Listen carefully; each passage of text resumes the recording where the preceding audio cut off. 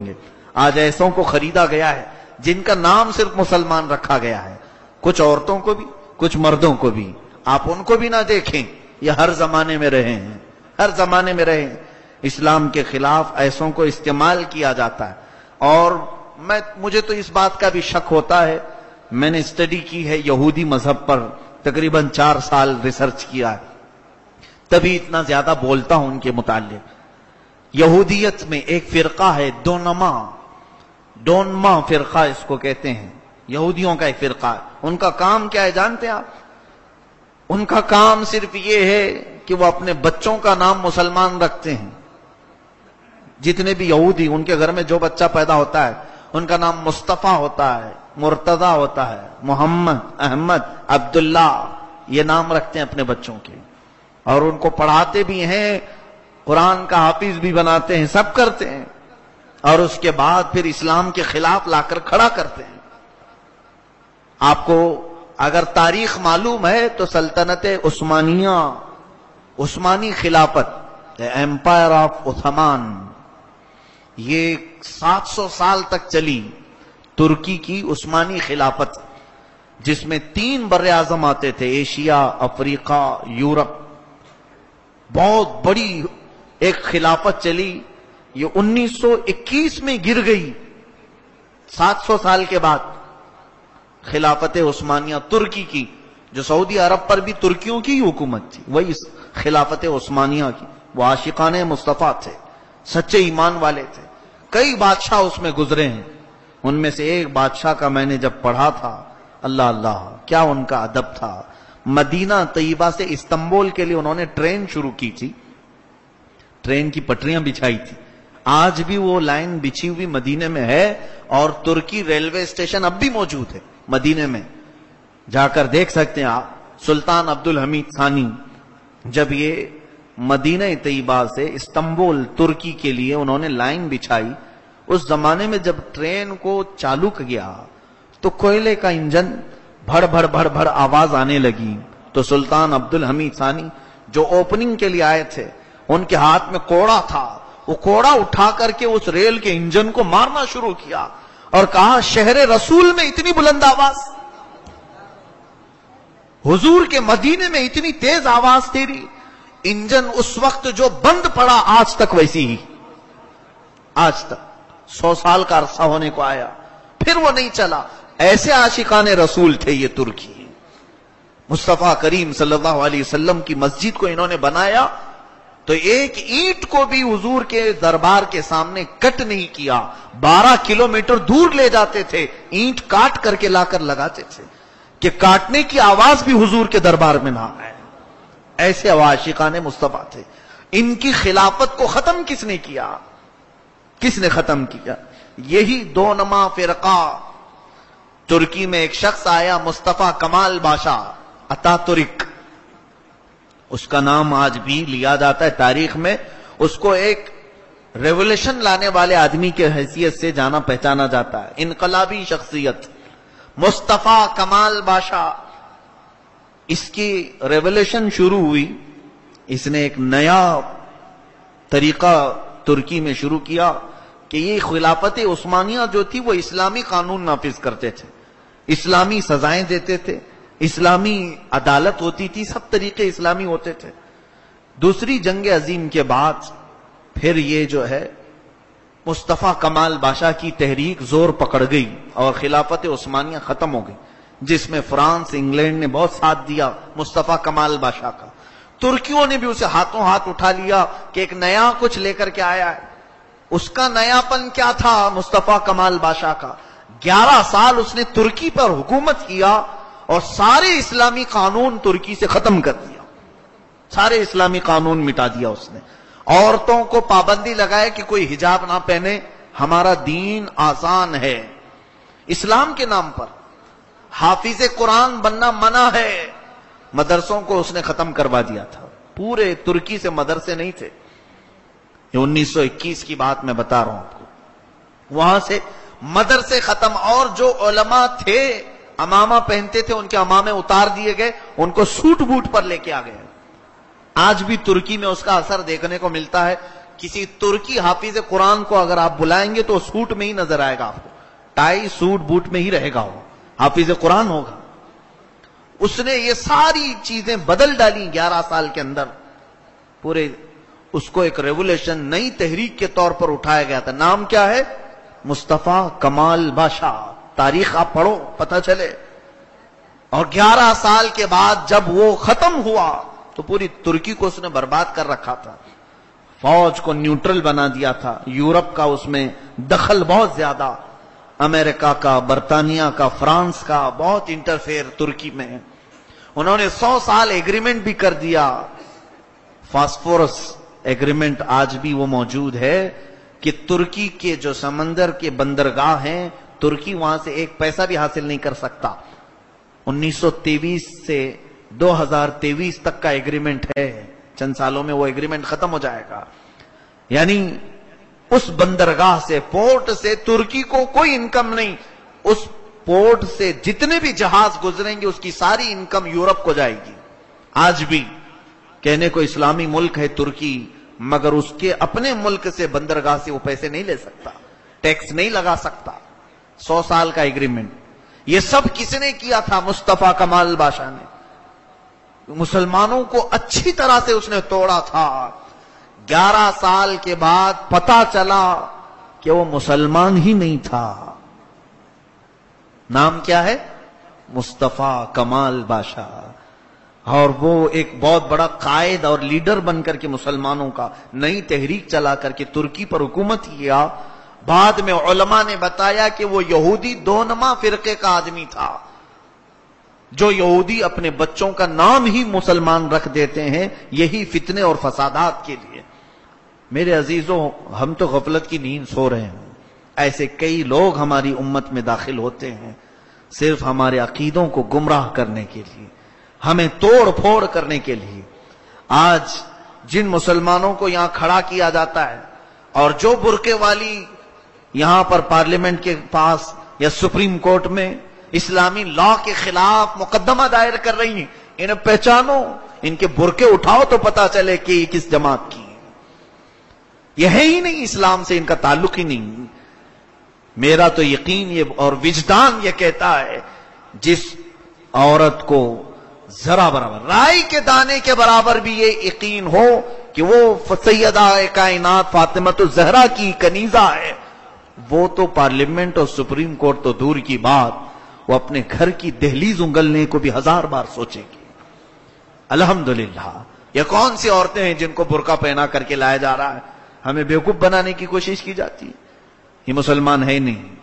اور جن لوگوں کو ایک مکھوٹا بنا کر کے پیش کیا جاتا ہے، دیکھو ہمارے سامنے بھی مسلمان ہیں، کیا جبہ ٹوپی پہنانے سے کوئی مسلمان ہو جاتا ہے؟ کیا یہ داڑھی رکھوا دینے سے کوئی مسلمان ہو جاتا ہے؟ اسی لیے ہمارا دین ظاہری کیفیت کا نام نہیں ہے، ہمارا دین تو ایمان کا نام ہے جو قلب میں موجود ہے۔ عزیزان گرامی، اس ترکی کی اس تباہی اور بربادی کو جو ایک شخص نے برباد کیا تھا، 100 سال ہونے کو آ گئے، آج 100 سال کے قریب آ گیا۔ اللہ نے ایک مرد مجاہد کو پیدا فرمایا، اردگان جو آج کا پریزیڈنٹ ہے، اس نے بڑے سلولی اور بڑے نرم انداز سے ترکی کی پھر سے دنیا کو بدل ڈالا۔ وہاں کے جو اسکارف پر پابندی تھی اس کو اس نے سب سے پہلے ہٹایا، خود وہ اپنی بیوی کو اسکارف پہنا کر کے لے آیا۔ اور جو پریزیڈنٹ آج ترکی کا ہے وہ خود حافظ قرآن ہے، وہ حافظ قرآن ہے، اور اس نے مدارس اسلامیہ کو عام کیا، پیران اعظام کو پھر ان کی خانقاہوں سے باہر لایا کہ آپ اپنے میدان کا استعمال کریں۔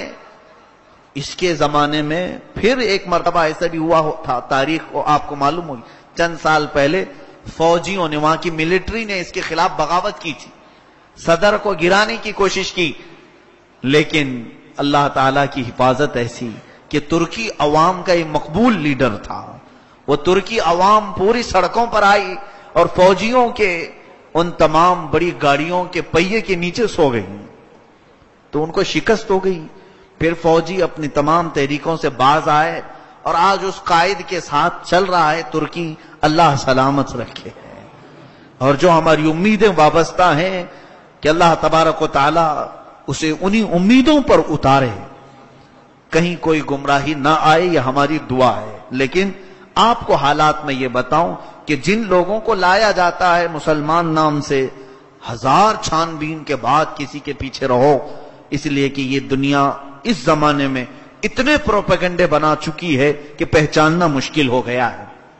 انہوں نے اپنے بچوں کو بڑے بڑے لوگوں تک پہنچا دیا ہے، بڑے بڑے لوگوں تک پہنچا دیا ہے۔ یہ ہمارے درمیان اختلافات پیدا کرنے کے لیے بڑے بڑے مشائخ کے بیچ، بڑی بڑی تنظیموں کے بیچ، بڑے مدارس کے بیچ جو پھوٹ پڑتی ہے، میری تحقیق یہ کہتی ہے کہ ان بڑے لوگوں تک یہ یہودی پہنچے ہوئے ہیں، ان کے بچے پہنچے ہوئے ہیں۔ کیسے ہمیں پتا چلے گا؟ نام بھی مسلمان ہے اور ان کا دل ہی بتائے گا۔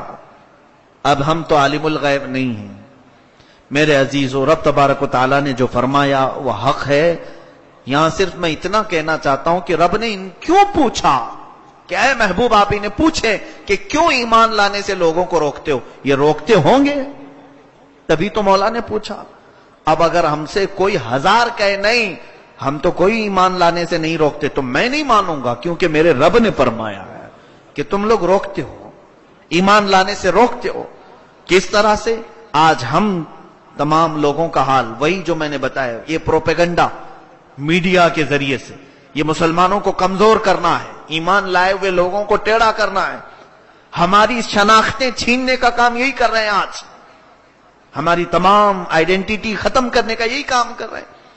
چند دنوں پہلے ابھی ایئرپورٹ میں میرے ساتھ معاملہ، امیگریشن میں آگے بڑھ رہا ہوں، میرے سامنے ہی ایک پنجابی آدمی تھا، سکھ تھا، اور اس کی بھی وہ میٹل ڈیٹیکٹر سے اس نے کراس کیا، اور اس کے بعد جو امیگریشن کرنے والے پولیس ہوتے ہیں وہ بدن پر ساری مشین لگا کر چیک کرتے ہیں، جو بھی ان کا پروسیس ہے۔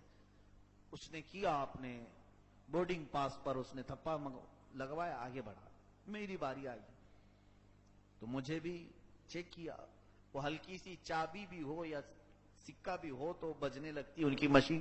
ہم تو ساری چیزیں اتار کر کے آئے، کچھ بھی نہ ہو، لیکن چیک کرنے کے بعد کہا کہ آپ ٹوپی بھی نکالو۔ میں نے کہا اتنی بڑی پگڑی نہیں اتروائے تم نے، میری ہلکی ٹوپی کیوں اتروا رہے ہو؟ سامنے میرے ابھی آپ نے مشین گھمائی، اتنی موٹی پگڑی پہنا، اس کو نہیں اتروایا تم نے، اور میری تو ہلکی سی ٹوپی اتروا رہے ہو۔ کچھ نہیں کہا، کہا نہیں درحقیقت ان کی مذہبی چیز ہے، وہ لوگ گورنمنٹ سے کروا چکے ہیں اس چیز کو، گورنمنٹ سے منوا چکے ہیں اس چیز کو۔ کہا کہ ان کی مذہبی چیز ہے اور یہ میری مذہبی نہیں ہے، یہ میری مذہبی چیز ہے۔ مجھے آپ یہ لکھ کر کے بتاؤ کہ تمہاری مشین کمزور ہے، کہ ٹوپی کے اندر کا تمہاری مشین نہیں دیکھتی، تو پھر ظاہر سی بات ہے ٹوپی جتنے کپڑے کی ہے اتنا ہی میں کپڑے کا میرا جبہ بھی ہے، تم بعد میں اگر جبہ اتارنے کے لیے بھی کہو گے۔ وہ ہنسنے لگا، کہا کہ نہیں ٹھیک ہے، چلو آپ جس طرح سے ویسی ہی رہو، ٹوپی کے اوپر سے اتارا۔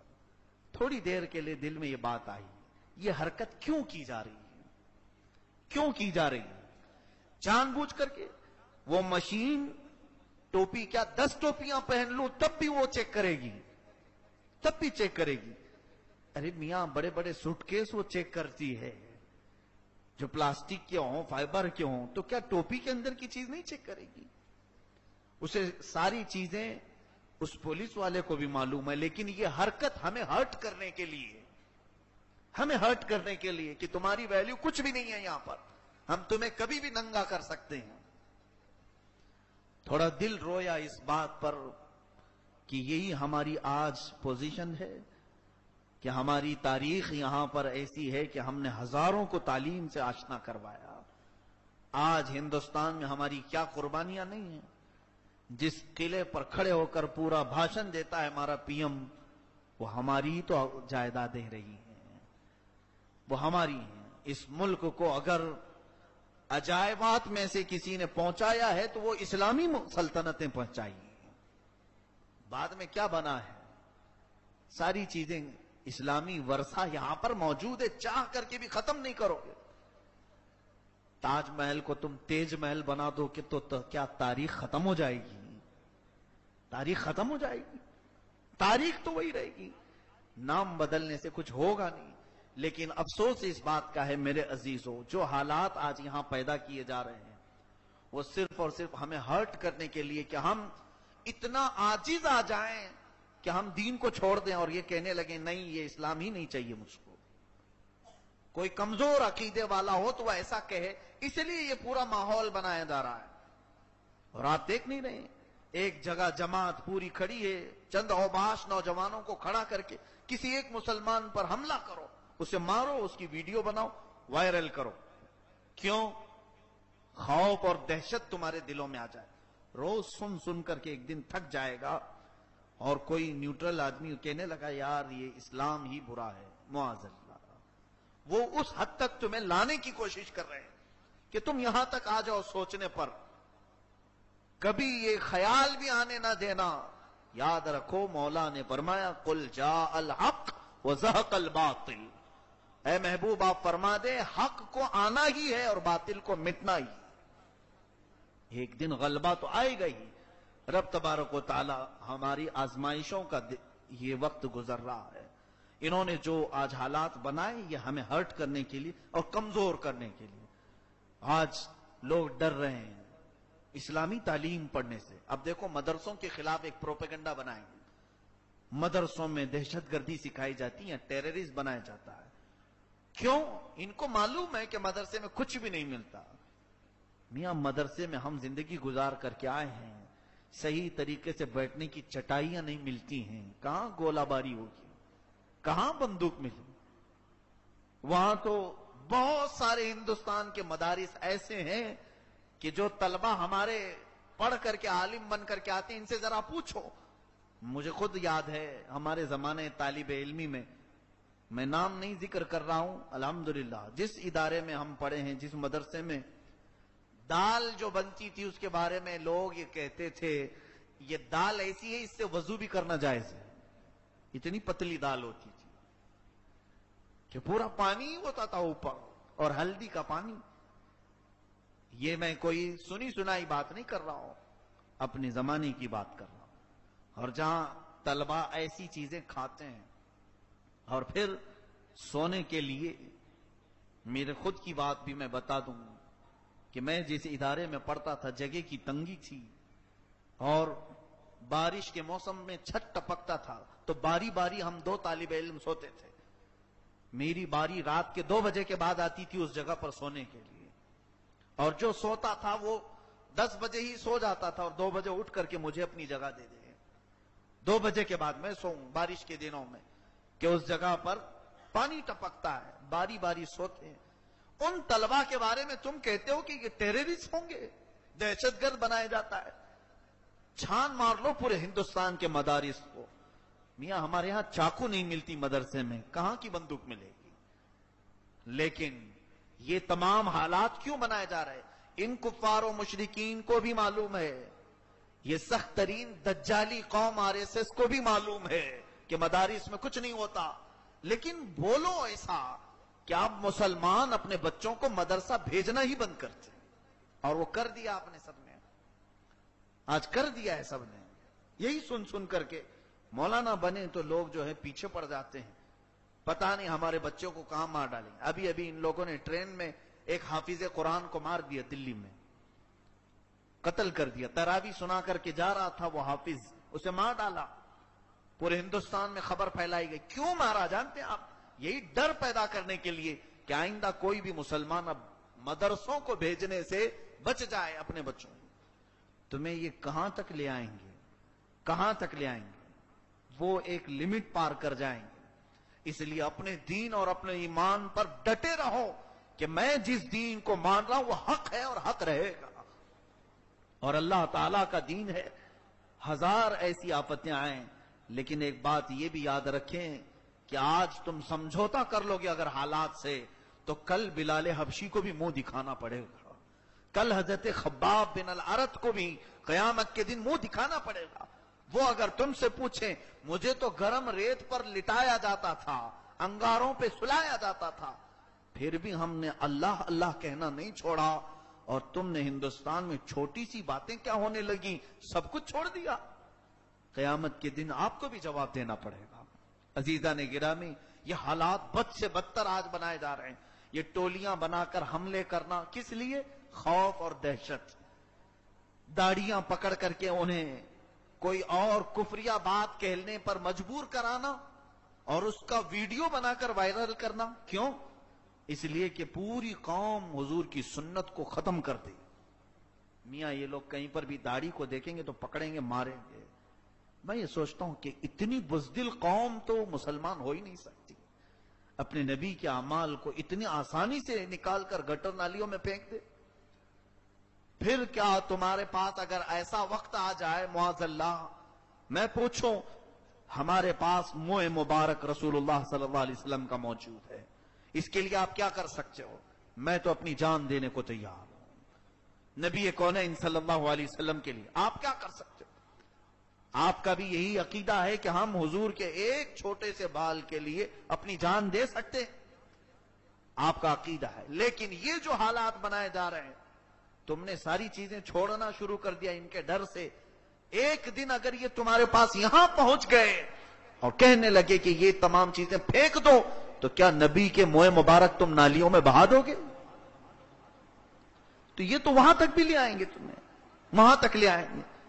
کیا تمہیں اگر وہ اذانوں کے متعلق یہ کہیں کہ اللہ اللہ ہی کیوں پکار رہے ہو، اب یہ بھی ویڈیو وائرل ہونے لگ گئی کہ اس کے ساتھ تم تو گنگا جمنی تہذیب میں رہتے ہو ہندوستان میں، تھوڑے ہمارے خداؤں کے نام بھی مکس کر کے پکارو۔ تو مجھے تو ایسا لگتا ہے نیوٹرل ٹرسٹی جو ہیں وہ آج کل میں ایسے بھی فیصلے لینے لگیں گے، تھوڑی دیر اذان دے تو تھوڑی دیر ان کی بھی باتیں کہہ جاؤ، گھنٹہ بھی بجا لو، سیپ بھی بجا لو، معاذ اللہ رب العالمین۔